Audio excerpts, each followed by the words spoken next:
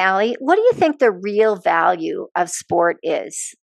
And how sport can apply to our lives. Even if we don't play sports, we have someone who is a guest that you know well today, Shawna, who is a female Olympic lifter, international competitor, and she's going to tell us all about what she's learned that is important for life.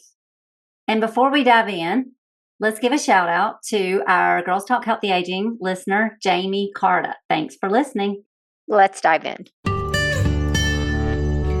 Welcome to the Girls Talk Healthy Aging podcast, where we dive deep into pressing health and fitness issues facing aging women. I'm Alli Kerr. And I'm Hannah Kaminski. And together we'll bring candid conversations, expert advice, and personal stories that will inspire and empower you on your own wellness journey.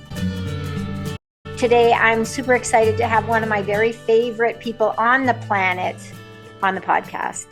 Welcome to the Girls Talk Healthy Aging podcast, Hannah. Thanks, Mom. I know your favorite person is your daughter, Hannah, and I am super excited to get to know more about Hannah and this whole world of sport that she is going to teach me about, I hope, today. So thank you, Hannah, in advance for educating me about your sport. Can you tell us what your sport is? I'm an Olympic weightlifter. And Hannah, I don't know what that means. I mean, I know a little bit, but I really don't know a lot. So what is that? What do you do? So it's really similar to powerlifting in the way that it's like set up, I guess, but it's just not as popular or well known. So we compete in the snatch and the clean and jerk. The snatch is where you bring the barbell from the ground all the way over your head in one movement. And the clean and jerk, which is, I feel like more people are familiar with like what it looks like. You bring the barbell to your shoulders and then overhead. So it's kind of like two movements. You get 3 snatches and 3 clean and jerks. So 6 total attempts, and your best total is the combination of your best snatch and your best clean and jerk. So you add them together. So it's like very similar to, like a powerlifting meet in the way that it's run, but just different lifts. So usually, when I tell people I'm a weightlifter, they're like, how much do you bench? Because it's like, I'd say powerlifting is more, well known. So just tell us about what powerlifting. Okay, sorry. So powerlifting is squat, bench, and deadlift. So you're still competing in lifting weights, but just different lifts. The lifts themselves differ. Totally different. And with powerlifting, you still get 3 attempts at each lift, and they count towards the total, but the lifts are entirely different. Yeah. So tell us a little bit about, I mean, it's hard for me to ask questions because I know the answers, but like, it's a bit of an obscure sport. So what sports or activities kind of led you into Olympic weightlifting? Well, my like entrance into weightlifting was through CrossFit, because that's like, I guess, more mainstream, and CrossFit incorporates the Olympic lifting movement. So there's lots of workouts that involve snatch and clean and jerk. So I just learned how to do them through CrossFit. But then I learned that there's a sport that you can just do snatch and clean and jerk and none of the cardio involved with CrossFit. And I was like, this is for me. So a lot of the time weightlifting is used as like a strength and conditioning portion for other sports. So you'll see like lots of hockey players, football players, rugby players use the Olympic lifts as like part of their training. But that's just all it is to develop power and speed and strength. But I literally just train those movements, and I guess variations of those movements. So it's not like it is a super niche sport.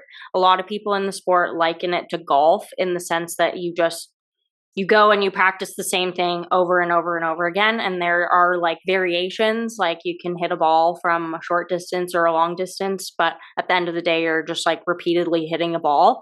And that's with weightlifting. You're doing snatching and clean and jerking and different variations of those things, but it's the same thing like repeatedly. So it's you kind of either really like it or you really don't. And it's like, yeah, I guess it's just a pretty small niche sport, in my opinion. If you don't know weightlifting, it's kind of boring to watch because the competitions themselves are pretty slow moving and you're just watching people do snatches and people do clean and jerks. So if you have like an appreciation for watching people move well, then it's probably really interesting. But it's not like fast paced. You're not like watching a ball get kicked around. There's not, I don't know. There's like pretty minimal excitement. Yeah, unless your daughter's competing. Yeah. So when did you first compete? Like your first competition ever in Olympic lifting? My first competition was 2016. In Australia. Yeah. I was just like working at a CrossFit gym, like in exchange. I was working at a CrossFit gym in exchange for like a membership, and was just doing CrossFit classes. And there was a weightlifting coach who ran like a barbell club out of that gym. And he was like, "Oh, you're kind of good at this. Do you want to come to like the barbell class that I run?" So I went. I remember that class being really fun. Then he's like, "You should compete. Like you should do a competition." And I decided to, and I like kind of hated my first competition. It just was not, it didn't go badly, but I just had like a really different outcome in my head than like what actually happened. And then after that, I was like, I don't know, it kind of became an obsession to like get better at the process. And yeah, now we're here. So how does it work with, are people competing against other people in the same weight class, like as far as their body weight, or are they competing based on age, both? How does that work? Both. So there's age classes, there's gender classes, there's age classes, and then there's weight classes. So right now there's only male and female, and then there's 10 weight categories. 8 of them are Olympic, and 10 of them there are 10 classes altogether. And then, so what you mean by Olympic weight classes is? Sorry, there are 8 weight classes that compete in the Olympics. That are recognized at the Olympics. Yeah. But in world competitions, there's 10 weight classes. So you kind of just filter yourself into a weight class. And then there's also age groups. So there's youth, there's junior, there's senior, there's masters. In Canada, masters starts at 30. So this was my first year as a masters weightlifter, but I'm still competing as a senior, which kind of is backwards. Senior is like age 20 to 30. Wow. Yeah, and so masters is age 30. Your masters by age 30. Wow. Yeah. What age do people compete in Olympic lifting? Like what is kind of the range? I would say like at a really high level, the age is really wide, honestly, from like 15 or 16 to like mid 30s on like an international scale. But I would definitely say favors younger people, just because your joints haven't like really been through it yet. So I think Shawna and I understand that. Yeah. A lot of our listeners would understand the aging process and joint pain. But I mean, you can compete at any age. Like youth, man, I never competed as a youth, and I should know the actual age. But you can, like, I know there's we have a 6-year-old in Canada who has like a bunch of records and stuff. So you can start competing like very young, and you can compete until you're dead, basically. Very, very old. Yeah. And so this is kind of an aside. So now, is this similar to what you do, Shawna, as well, that you're working on as far as? Well, I'm learning Olympic weightlifting from my coach. Yay, your daughter coach. I love it. Yeah, so this is something that I started because I started CrossFit when maybe I was 52, and then I really enjoyed the Olympic lifts like Hannah. And to be clear, if you are ever watching Olympic weightlifting, good people like Hannah, when you watch them, it just looks so simple and easy and smooth. And it is so difficult and nuanced. And I think probably my age is not helping the learning process because I've lost a little bit of kinesthetic awareness. But it's a fun challenge to do strength training with also skills. So it's a really fun sport. And like Hannah said, you're either someone that just really loves it or maybe just doesn't like it at all, because it really is just so repetitive. I want to switch gears a little bit, because given that I am Hannah's mom, and Hannah was a dancer since you were maybe 2, 3. Yeah. So a dancer from age 3 to 14. Yeah. And for our listeners, she was in a prestigious dance troupe at the time when you decided that you wanted to quit dancing, and then went to not directly to a strength sport, but then to wrestling, then to CrossFit, and then to strength. And so my question or thought is like, how do you feel about the difference between doing like a dance, which is very different, to a strength sport? Do you know what I mean? Like they're so opposite. How did you like both? I think I'm like a competitive person, and I just like a challenge. So you can find challenge in both. But one of the reasons that I didn't want to dance anymore is I just developed like a really negative body image and self-image. And I think like now looking back on it, to have recognized that at like 14 that's like kind of wise actually when I look back on it.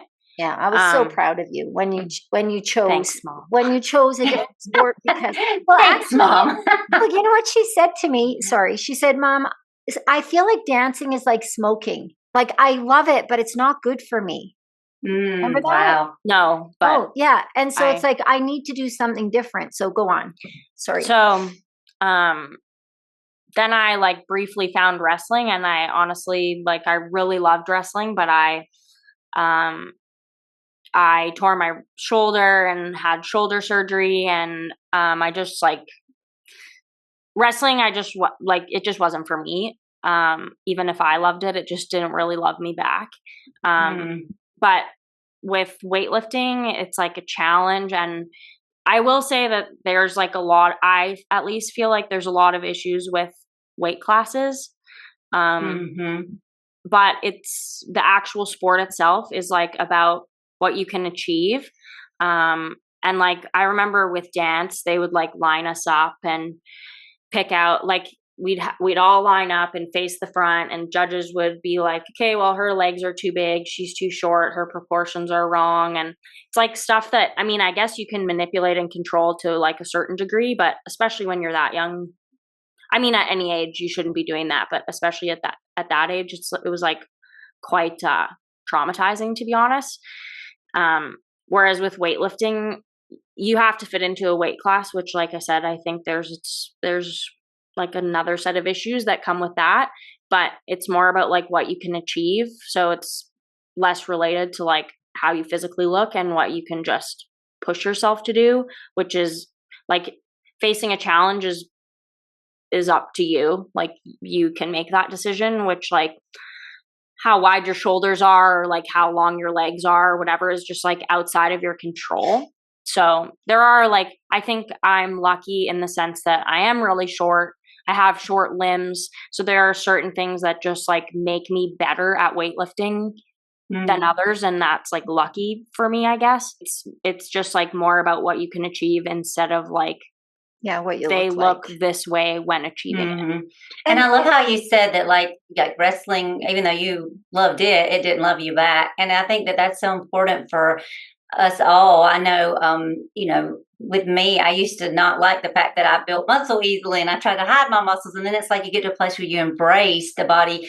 You said, being short, like maybe that's a benefit for you in certain ways. And finding the sport or the thing that does suit us, I think is something that is a good lesson for us all, that there's there are different things out there, and it may be some niche thing that we're not even considering. It doesn't mean we have to go and be a competitive lifter like Hannah is, but finding something that does suit our body and our mind. So thank you for that. There's always going to be a genetic predisposition for, like you're never going to be a basketball player. Like obviously tall people are going to be better at basketball. So, but it's not just height that, like you said with dance, there was so many limitations based on aesthetics. Yeah. Away from talent or work ethic. And that got quite frustrating. Mm-hmm. Right. Yeah. And Hannah, tell me about, are there, as far as women that compete in Olympic lifting, is this something that, is it more men? Are there more women? What is kind of the makeup? In the men's category, weightlifting has been around for a really long time. Like since the early 1900s, it was like one of the, I don't want to speak incorrectly, but it was like one of the first Olympic events. Whereas for women, it wasn't introduced until the 2000 Olympics. So in terms, wow. Yeah. So in terms of females, it's like a really new sport, even though it's not actually new at all. No. But the thing that's cool is that because it's newer for women, we're like progressing at a really fast rate, I guess. So, the level of competition is like just getting better and better on like a national scale, but also an international scale. So like, in Canada alone, all of our success in weightlifting at the moment is from females, which is cool. Yeah. But it's been around a really long time for men. I don't remember the exact year. It was like the early 1900s. Now it's pretty, like I said, it's equal. There's 10 weight classes for women and 10 weight classes for men. So it's like pretty even. This year at the Olympics was the first time that there was an even number of like both men and women. So it's equal. I don't know if that answers your question.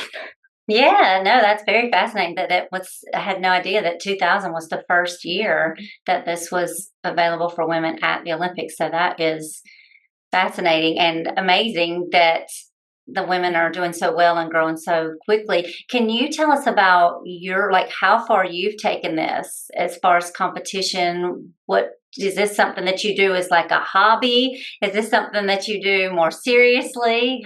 Where are you with this sport? Oh, geez. So weightlifting is like really not a funded sport in Canada. So, I would say that I'm recreational in the sense that like I do it in my free time. We have a national team of 19 or 20 senior weightlifters that are part of Team Canada, but only 6 of those lifters are like receive any funding. So the rest of the time you're like traveling and training and like you're working on the side to like pay for those things. I was nationally funded for a year. So I was in the top 6 for a year. That's a really tough position to maintain. So I would say that I'm like recreational in the sense that I'm not like a funded. Yeah, I'm not a funded athlete. You are. But I'm like, I've been on and off the like national Team Canada since 2019 was my first time in 2019. And weightlifting is also a little bit different in that there's not like in other sports, there's like each season there's a team and those people are on the team for that season. But with weightlifting, you have to re-qualify your position like each event. So there is a fair bit of like bumping around and moving around. So that's why I say like I've been on and off the national team, because I've made several teams, but I've also like not made several teams over the last, whatever that is, 5 or 6 years. And what about funding for like the men's? Is it the same funding, same six? They have 6 people that get funded, same amount of money? It's 6 people total. So it's not 6 male, 6 female. It's 6 total. like total athletes. And it's off of, I don't want to get into the weeds because this is, it's complicated and quite stupid. But that's impressive because I'm thinking you're talking about 6 females that you're getting into that. So that's amazing. So you're getting in the top 6 of everybody. Yeah, in the country. So it's like, that is my, I guess, like my big achievement. But it's difficult to maintain. Absolutely. And you did medal at Commonwealth, and that was probably one of your bigger medals. Yeah, that's my biggest medal. That's like I've like competed Worlds in San Diego. Yeah, I've competed like a lot internationally, but probably Commonwealth was Commonwealth Games was my biggest achievement in terms of medal wise. Yeah. And can you tell us what you like as far as your because I'm assuming they're looking at the weight that you lifted and that you completed the lift. So can you tell us what you did at the Commonwealth to get your medal? So at Commonwealth Games, I competed as a 49 kilo female. I snatched 74 kilos and clean and jerked 97. So that's 171, I think. So you win a medal based on your the total. So your snatch and your best snatch and best clean and jerk. So my best snatch and best clean and jerk together was 171. I came third to the girl who came second, who was 172. So there was just like a kilo difference between us. We're going to interrupt this interview for just a second because we've got something we want to make sure that you know.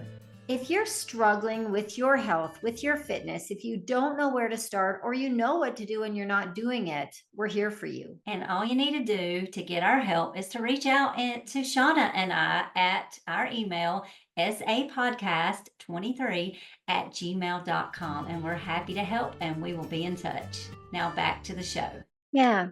So tell us a little bit about, athletes that compete at an international level.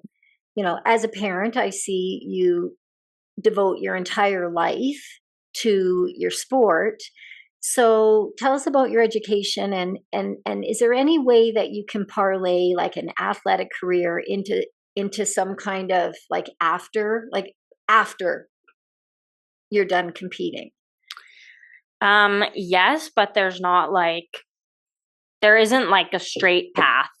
Like for, I don't know, if you want to become an engineer, you get an engineering degree. And at the end of that, you can be an engineer. I was being a Commonwealth Games athlete. I was given an opportunity along with every other Games athlete to apply for a scholarship to get my master's in sports management. Through the University of London. So I have no idea how many athletes actually applied for that. But basically the program was willing to oversee the fact that you don't necessarily have a bachelor's or whatever, prior education. But they were willing to see your time as an athlete as experience. So instead of having a 4-year undergrad, they're honoring your education in sport as an education in itself.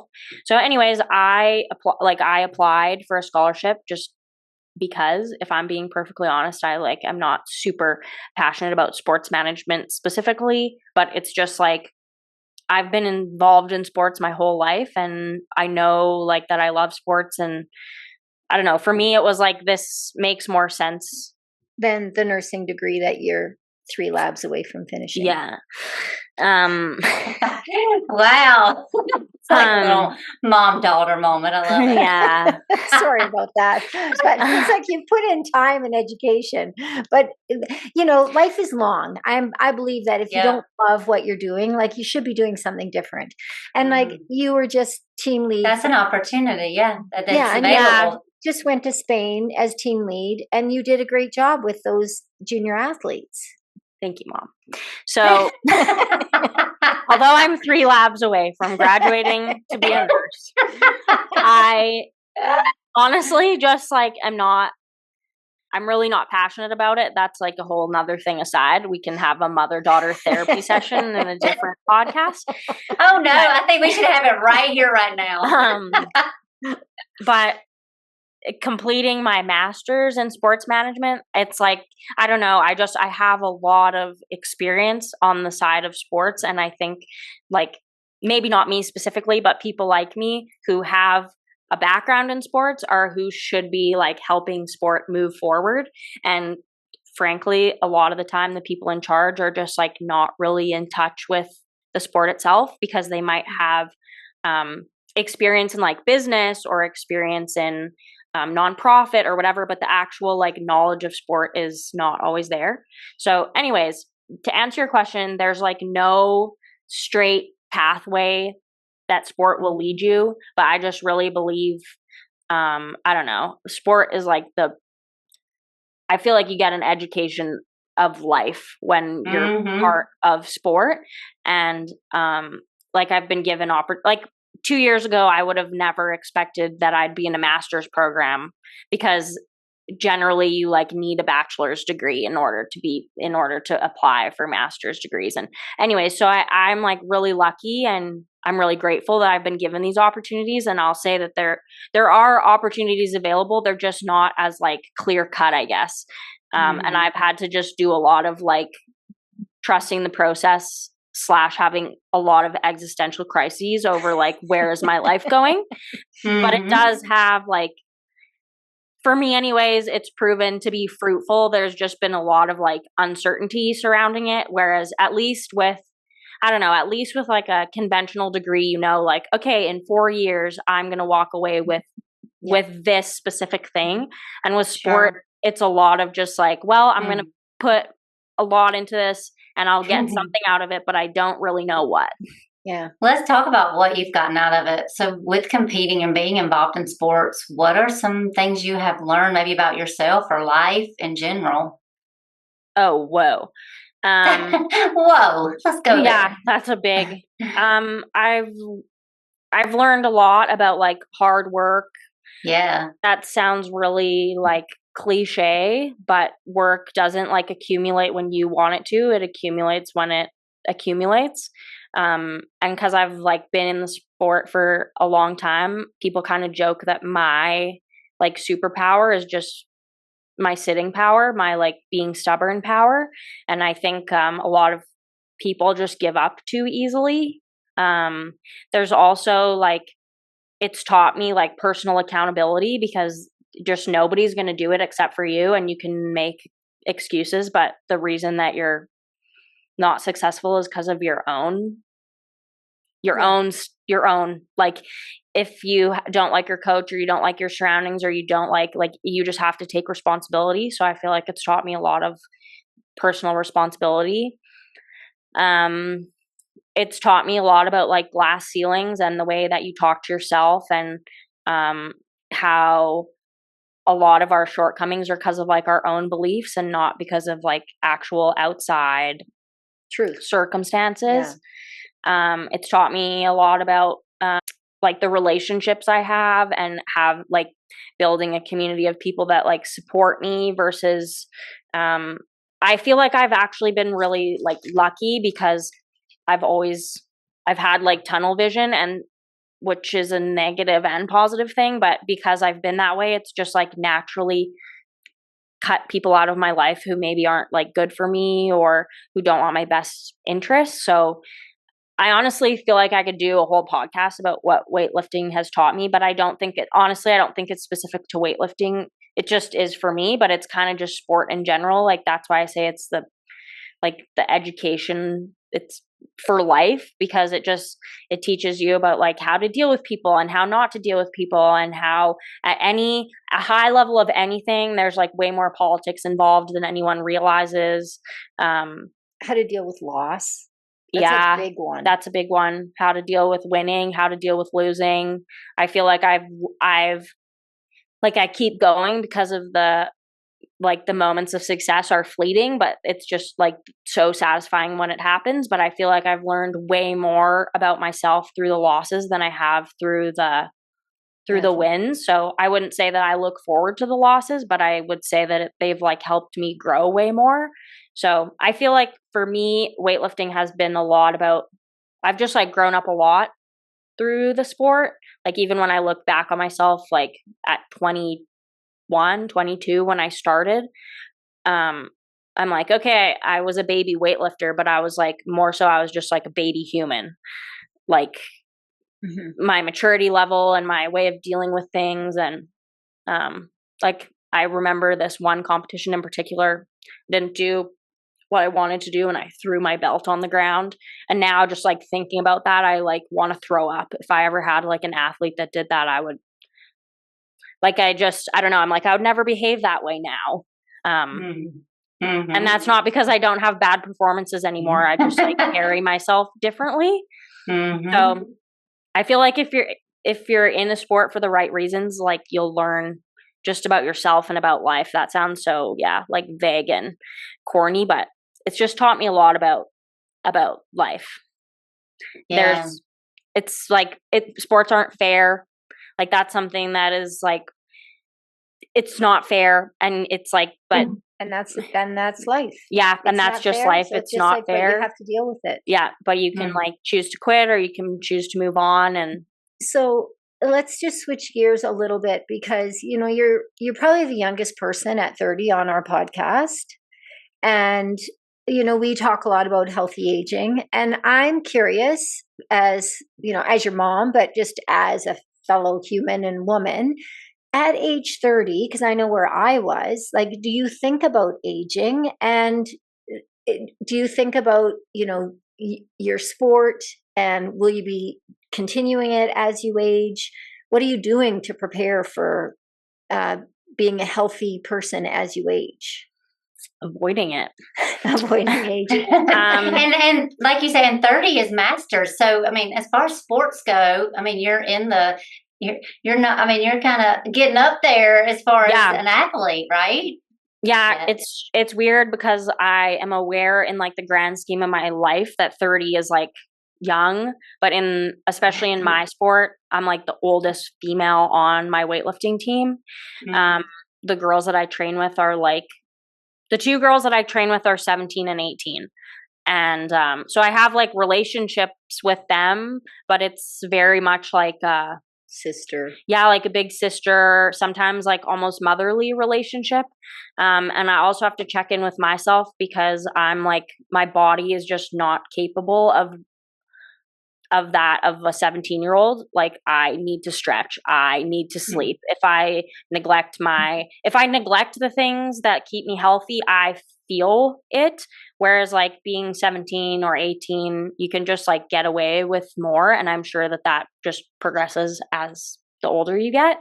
But I feel ancient in my sport most of the time. I do feel like it's also this superpower for me, or I'm at least framing it that way, because I have like way more emotional maturity and experience in the sport. So I try and keep that in perspective and like work it to my advantage. But I would say that like weightlifting, if you do it like my mom does it, and you do other things, and it's in a healthy, what's the word I'm looking for? Like balance. Yes, thank you. Then like it's really like it helps. It builds strength. It builds coordination. It builds power. Like that's why these other sports use it as part of their strength and conditioning programs. But when you're doing the same movements day in and day out, and like dive bombing under like the heaviest weight you can, like I don't think that what I do is healthy. It's like elite sport in most cases isn't healthy. There's like concussions, and anyways, there's just to me it's the same thing. So I'm aware that what I'm doing isn't healthy, but I have to like do everything in my control to like take care of my body outside of that, so that I can still do it to the best of my ability. And I think at some point, probably like sooner than I would want, I'm gonna have to hang up the competitive weightlifting boots. I think I'll still probably do it just because like it's something that I really enjoy, but because I'm a competitive person, it's going to be quite hard to watch myself decline. But I do have especially as I get older and I have more aches and pains, I have more of an appreciation for just like moving well.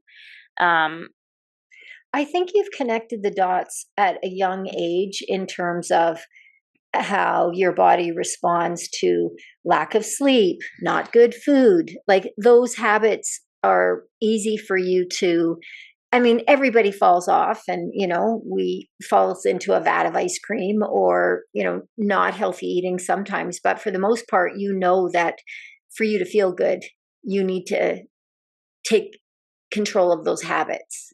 Probably something that you'll continue lifelong. Yeah. Like, to be honest, that's like the thing, I'm not excited to be done weightlifting, but the thing I am excited for is to like not be in pain all the time. Like with weightlifting, when you're training at a high level, there is a certain amount of like, just suck it up.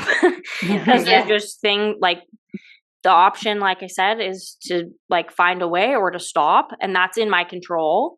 And don't want to like push people to like push through pain and blah, blah, blah. But at a certain point when you're at a high level, you do that. But something I'm looking forward to is like having more variation. And like if something hurts, don't have to do it that day. It's like, versus, at this point, it's like, this is my program. Here's my next competition. I just have to do the work. A certain amount of like, it just has to get done. But I think like pretty much all of my other habits, as far as like sleep and nutrition and recovery, like all of those things will like carry me through my whole life. I think the difference will just be the extent to which I push myself. Even now, my goal was to make it to the Paris Olympics 2024, and I didn't make it to the Olympics, which was disappointing. Yeah. But since then, like I've scaled back my training quite a bit, which was at the start really like mentally hard for me to do. But physically it's what my body needed. And so anyways, I think like as I age, I want to maintain like the habits that keep me feeling good and keep me feeling healthy and my best, and I look forward to like being more flexible in my approach, I guess. And one of the things with several of the guests that we've had on is they've done different things during different eras or stages or, times in their life. And I know Shawna's the same. And so I know, just looking forward, I just know that you're going to have, maybe Olympic lifting is something you always do.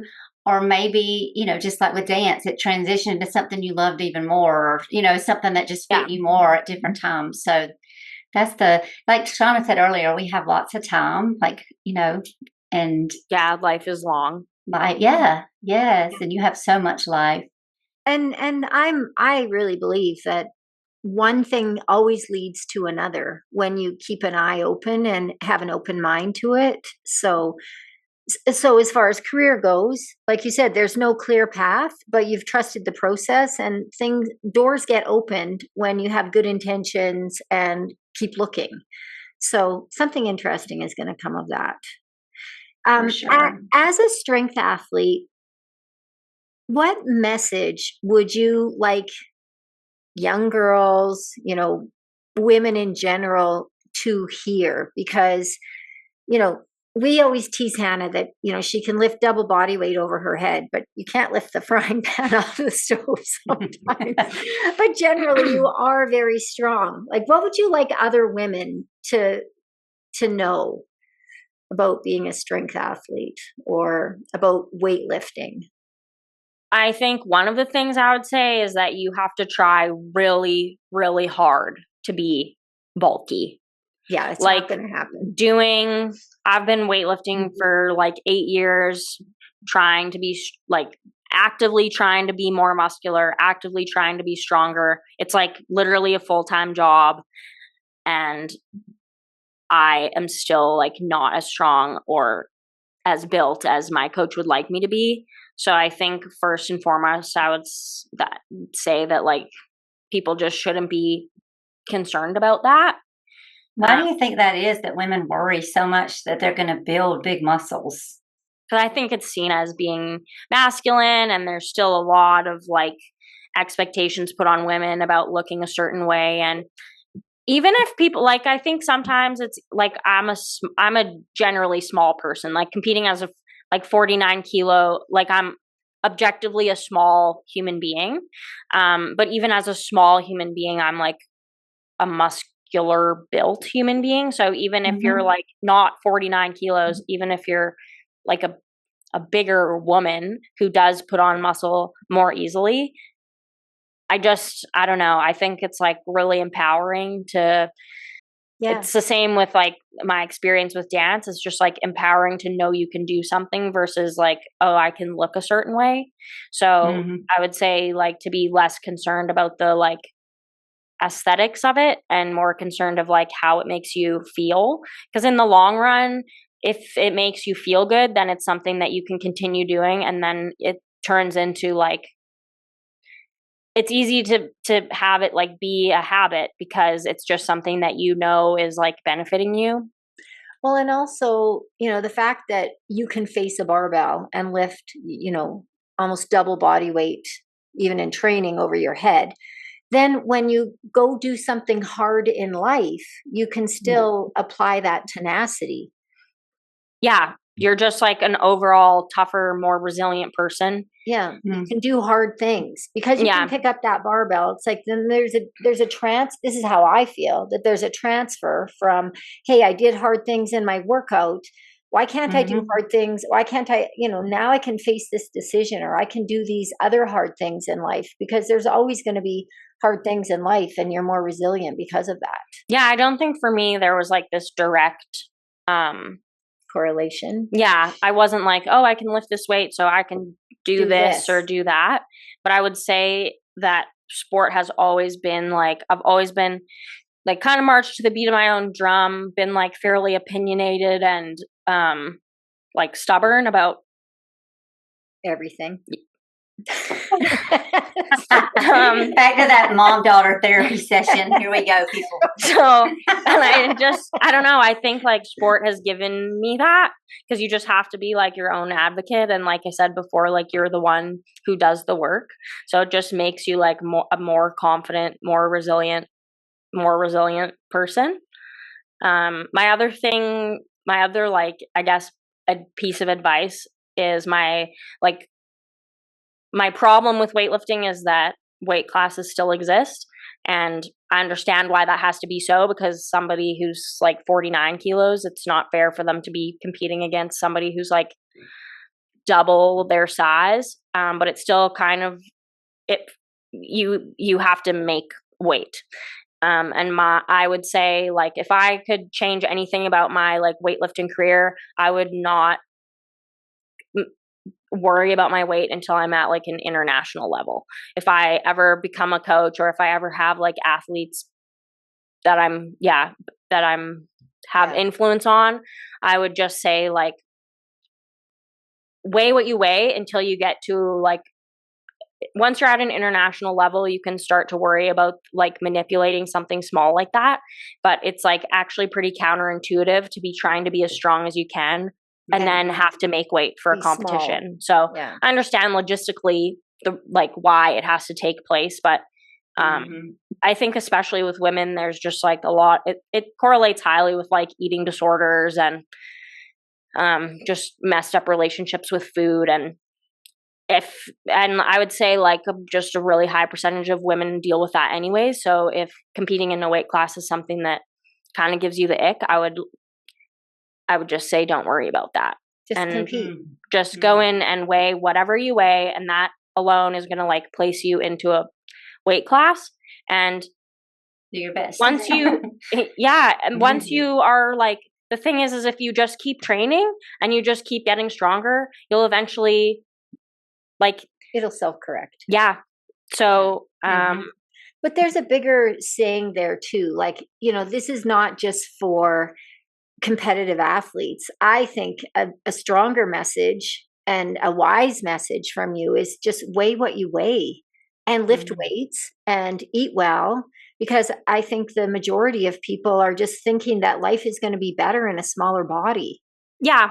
And I think that's like, especially with weightlifting, that's something that's like really, really cool is that we have the super heavyweight category, and the women in the super heavyweight category are all in bigger bodies, and there's just a big movement now, but like they're Olympic medalists. They like can throw 400 pounds over their head regardless of like the way that they look. So yeah, I guess like if you're living life in a healthy way, then weigh what you weigh. And there's like ways that we can all improve like the way we feel. And I think that should be the governing principle rather than the number on the scale. Yeah. Is like living in a way that makes you feel good. And if you're like feeling your best, then because you feel good, you're just going to treat yourself better. And therefore you're going to be like a healthier version of you. Because I do think that there's, like I said, my like, as somebody who's 5 feet tall, my like healthiest and most natural like weight is going to be different than somebody who's like 6 feet. We can both be athletes, but like our health is just going to look way different. I feel like I'm rambling now. No, you're not. Yeah, Yeah, that's good info. Yeah. What about any thoughts or wishes? I know in the US, at least, I don't know about in Canada, but there is a lot of, it's just become a popular thing to talk about really pushing women's sports, and really like, at least there's a lot of talk about supporting women and women's sports. But for you as a female athlete, what things do you hope to see for women in sports moving forward? Equal funding. Like like I said, because like in Canada, for example, well, actually internationally, weightlifting is just like a way newer sport than it is for men. Like for women, it's a newer sport. So we are in the like still the developmental stages. So having like equal funding to develop more females, and having like more female coaches, and just like, why is that important, having more female coaches?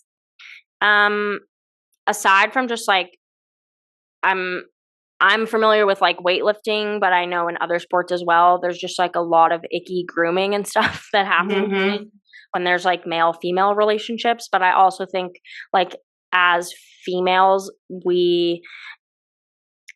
I've only ever had male coaches, and I've come to learn that like emotionally I'm way different from all of my male coaches. And I think like I could have really benefited from somebody who helped me help teach me how to regulate my emotions, as opposed to just like lift better. Because I think that was like, for me, one of my biggest like learning opportunities is I've always been like pretty strong, pretty good at like actual weightlifting, but my emotional regulation in competition was like quite terrible.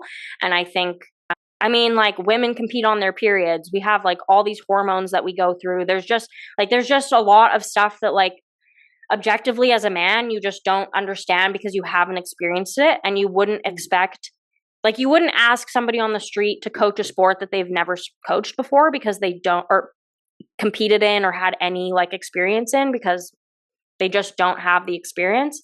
So I think like it's kind of nuts that like in Canada, we have one female coach on like on a national level. So, and that's not to say like we have a lot of amazing coaches, but I just think there's this huge gap in like, I've always been coached by men and I've been successful, but I think there was room for like a female perspective. I just think that's important. And, you've had good coaches, but they don't know what they don't know. They Yeah. don't know what the female experience is. Yeah. And female athletes do have slightly different emotional needs than male athletes do. And some don't. And some don't. And some don't. But I Yeah. just think that There is room for that. and That's a as good I question. as I get older, and like I said, the more I come into like the old lady, like I'm the granny on the team. That's my role. I'm like, I have become like the So you offer that. I'm the emotional regulator, which If you're is a younger team. with the younger girls, which is like Yeah, you would have enjoyed having an older athlete. yeah, You whether under it's their like a wing. coach or Yeah. an older athlete or whatever it is, but somebody who just like maybe boys need that too, but I just think it's really important for girls. Yeah. Hannah, if you had a wish for our listeners today, what would it be? To not have therapy with your mom on a podcast. That's my wish for you. I'm just kidding. Oh, try it, people. It's great. My wish is that people would be more concerned about, or I guess most concerned about doing what makes them feel good. Or aesthetics. Just in general, like that should just be your Perfect. guiding, like do the things that make you feel good and don't do the things that make you feel bad. Simple. Yeah. How about you, Alli? My wish would be that we get some more females in sports, some more female coaches, because that's what I took away there at the end. And that's not something I've thought about in that way. I mean, I've thought about, but never really thought about it. And that there's so much talk about how can we help girls in sports, and that is something. Maybe there's somebody listening that's a coach or that could be a coach in some kind of sport that's a lady out there. So go for it. That would be my wish. Yeah, and my wish is for females to just pursue something that they love, and like Hannah said, to feel good in the process. I'm going to say to focus more on performance of whatever that is and less on aesthetics, because I think there's too much focus on aesthetics.